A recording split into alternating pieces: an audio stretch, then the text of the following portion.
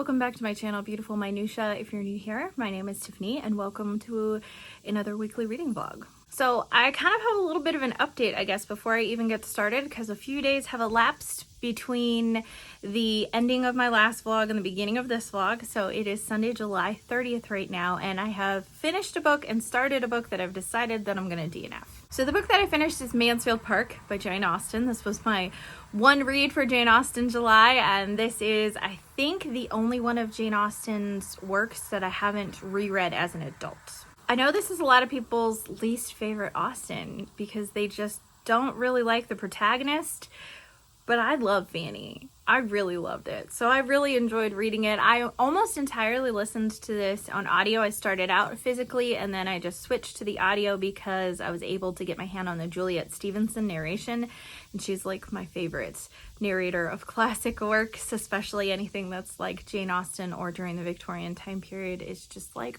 perfect. I love her narration so much. So I really enjoyed that. I think that this is the longest of her works as well, which, to be honest, I did feel the length a little bit.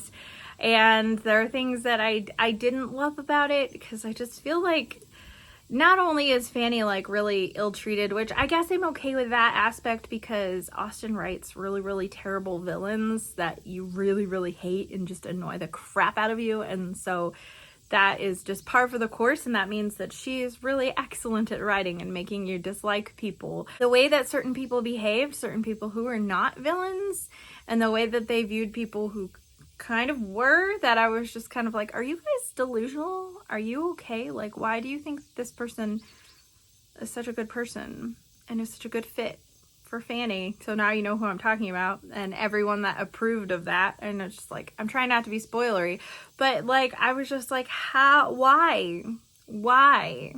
why is Fanny the only one who can judge this person's character correctly? Like, why is everyone else just entirely delusional about this person?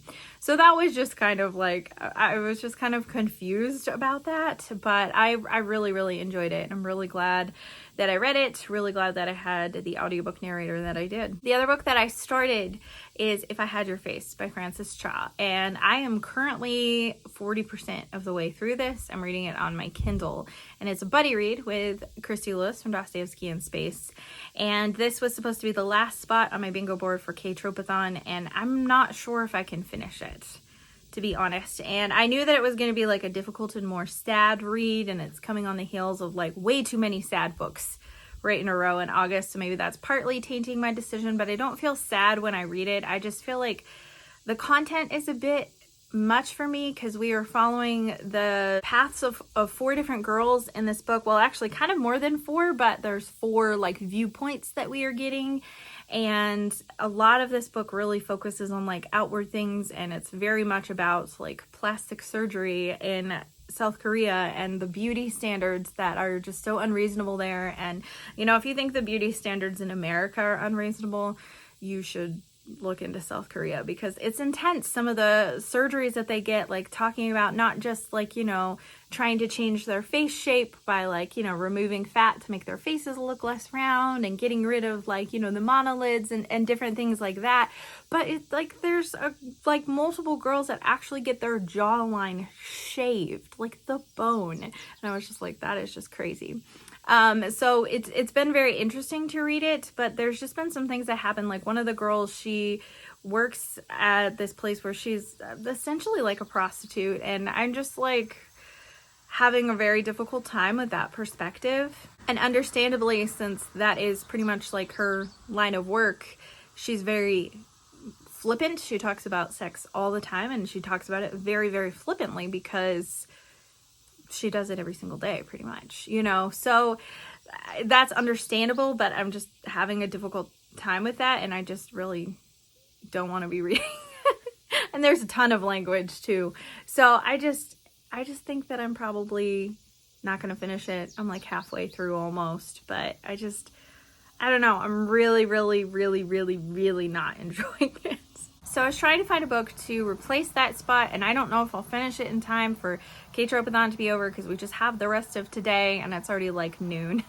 And then we have tomorrow, and that's the end of K-Tropathon. I doubt that I will finish this in time, but it also would count for the mystery space on my bingo board, and If I Had Your Face was actually not going to count for anything on my bingo board, which is fine. I've actually read a ton of books in July that did not count for my bingo board, and that's okay. I just like, they're already buddy reads and they just don't fit anywhere. So I think I'm going to try The Forest of Stolen Girls by June Her. I actually read The Red Palace by her last summer, which is a historical fiction that takes place in Korea, and it's a mystery. The last one I read, I think, took place in like the 1700s, and this one is 1426, so it's a lot earlier. It is YA, so I am fully anticipating there being elements that I don't love about it, because that definitely happened with The Red Palace. But overall, I really like how June Her writes, and I like how she weaves in the mystery with the historical stuff, and I feel like I'm learning about historical elements about Korea at the same time, and so that's really fun. So I think I'm going to try this as a replacement because it does have flowers all over the cover and it will count for my mystery space. The big chunk that I'm working on this week is Oathbringer by Brandon Sanderson. As you can see, I'm not very far in it at all, which is fine. I started it the last week, well, like midway through the last week of July, last full week, I guess. And I'm not anticipating finishing this until probably, hopefully the end of next week is what I would like to shoot for. But I do have some buddy reads that are starting this week as well, so we'll just kind of see how that goes. But it's really nice to be back in this world because I'm reading this with my friend Whitney. Her channel is Whitney Drew. I'll link that below. And she's an in real life friend, which is really fun. So we started reading earlier this year. We read Words of Radiance together, and then we took a little break from the Stormlight Archive to read Warbreaker and also read Edge Dancer, which is a novella that takes place in the Cosmere. And now we're back with Oathbringer. So I'm really excited about starting this, reading this. I'm sure Whitney is already farther along than me because when I talked to her on Friday, she was already.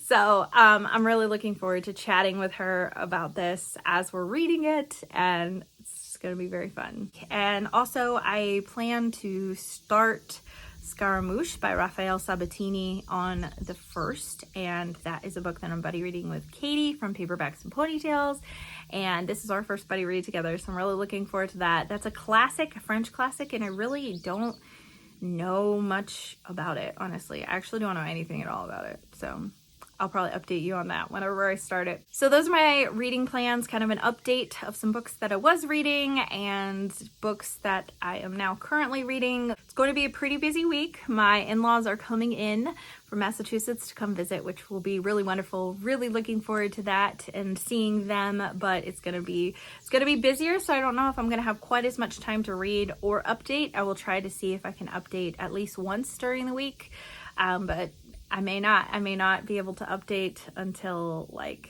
Friday or Saturday. But those are my reading plans for the week, and I will talk to you soon.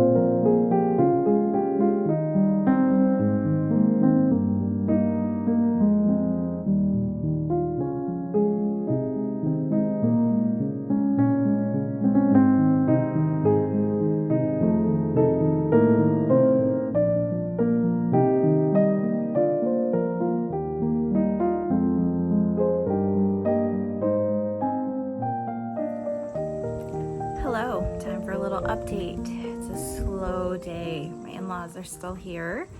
We went to the railroad, which you probably saw tracks of yesterday, so that was super cool and very interesting and fun. I've never ridden on a train before. It's like the last form of transportation that I needed to ride on.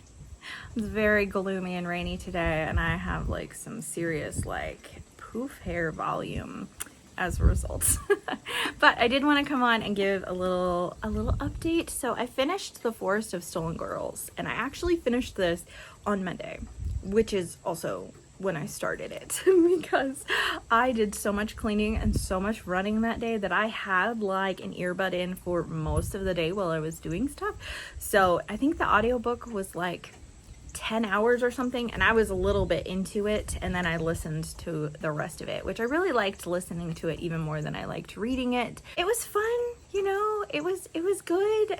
One thing I really appreciated about this that is different than the Red Palace is the Red Palace has a very kind of like insta-lovey kind of relationship in it that felt not quite as fitting, as opposed to this one actually doesn't have any romance in it at all. It focuses much more on the relationship between the main character and her sister, and you know, everything that they've gone through and all of that kind of stuff, and then their relationship with her father, and there's just like, it really focuses on that kind of stuff, and I really appreciated that and felt like it was very well done. I did not guess who was behind all of the missing girls that were going on, but I did kind of guess some of the potential motivation as to why. It just took me a while to piece some things together, but I'm really bad at guessing things, so you might be able to guess things easier. I just found the motivation before I found the culprit, if that makes sense, but I had a lot of fun with it. It wasn't anything that was super outstanding, but it was a fun, fast read. My only other updates for you currently are that I have started Winter in Sokcho, which I'm reading with Una, Christy, and Stephanie, and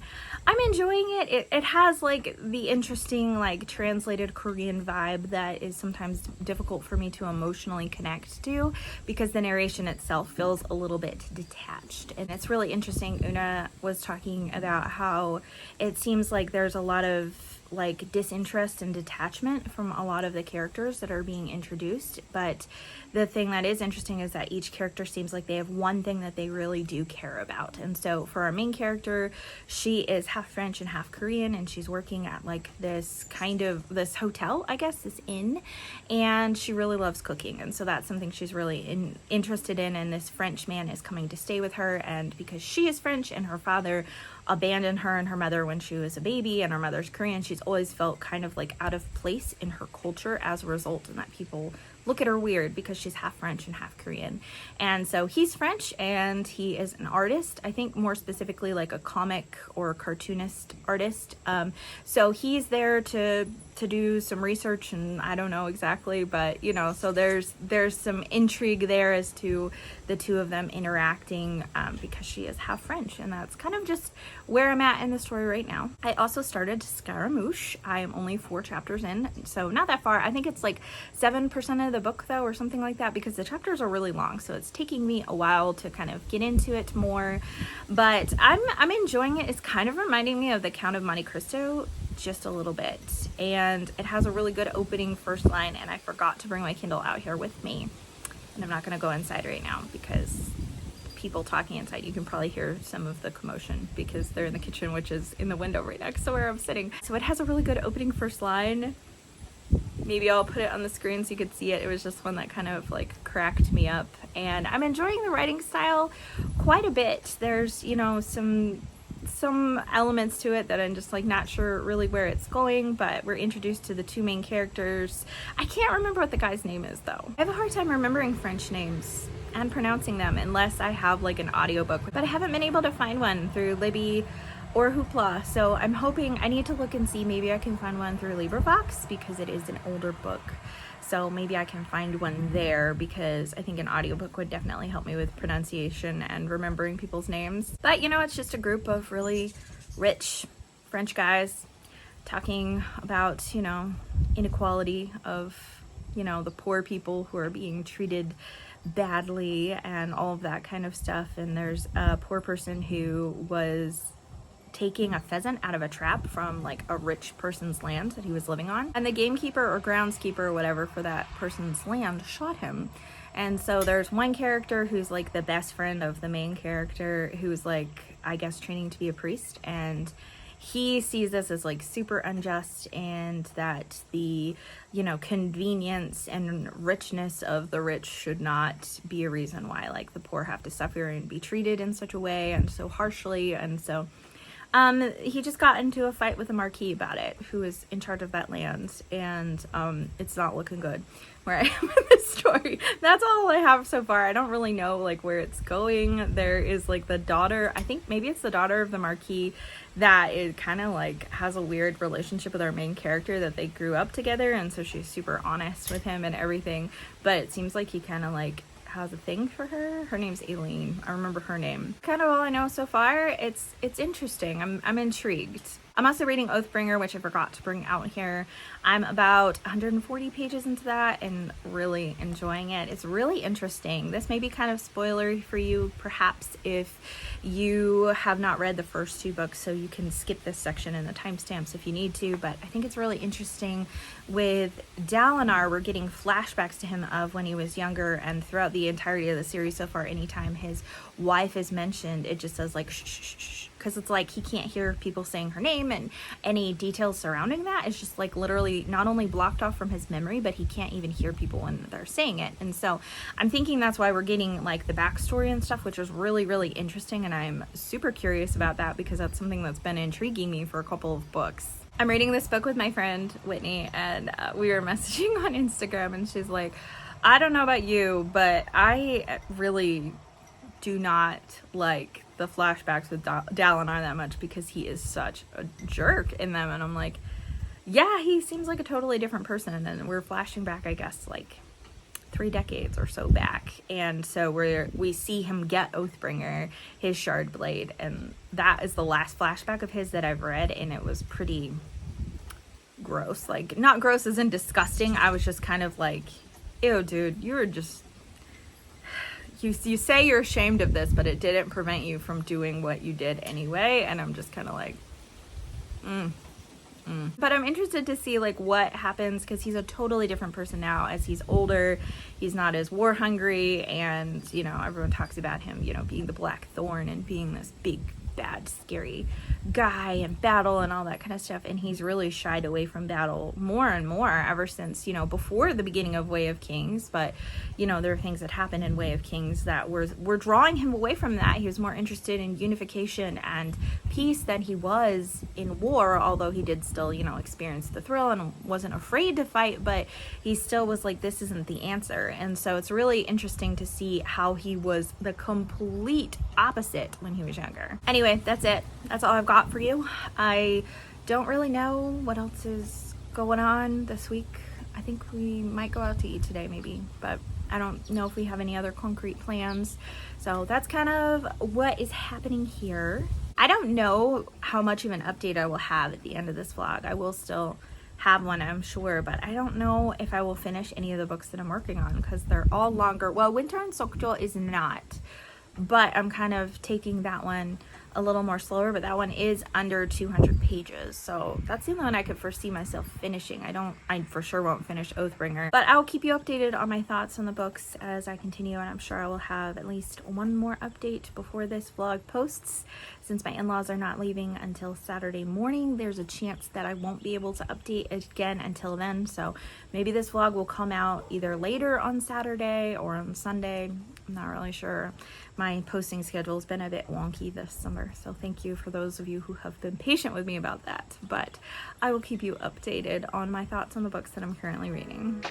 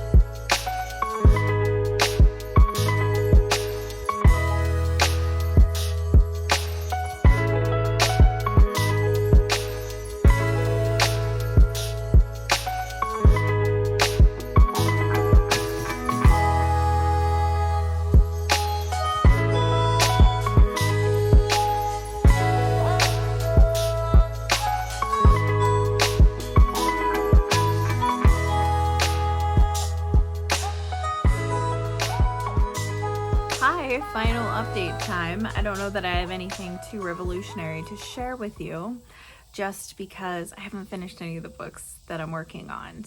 But I do want to correct something with Scaramouche, because I was doing a little bit of research on that.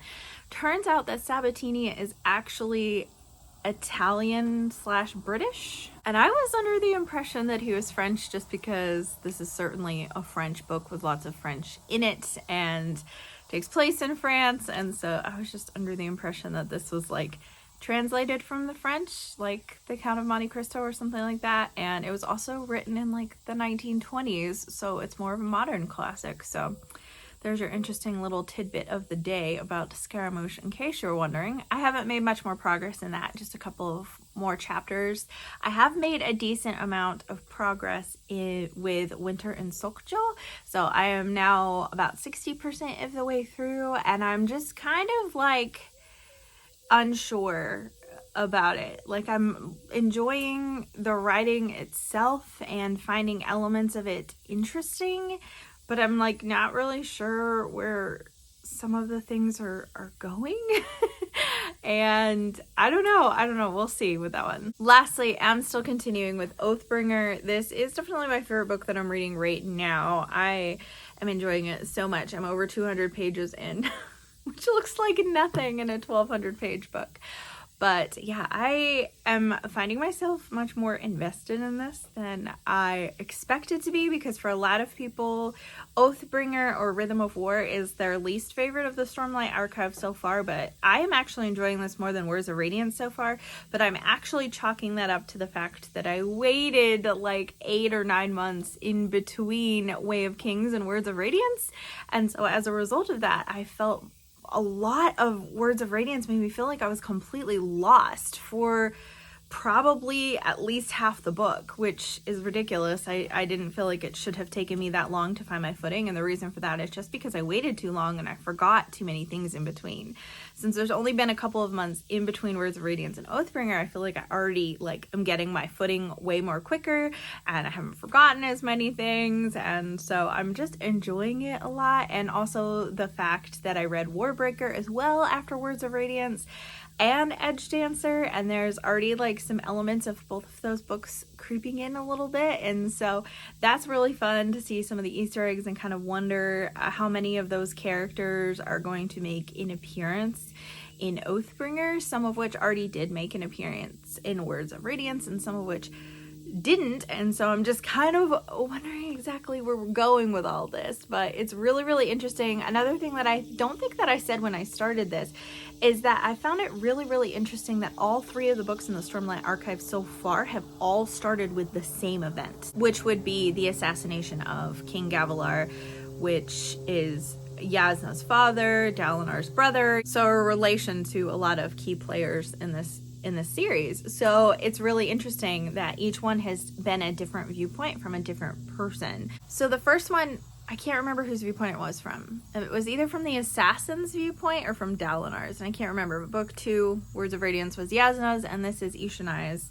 And so I think that that's really interesting that we have started each book with a prologue from the exact same event, but from different characters' perspectives, because this was an event that set off and triggered a whole bunch of other things. So I think that that's really interesting. So anyways, that's really it for this update. I'm sorry this is kind of a lackluster ending to this vlog.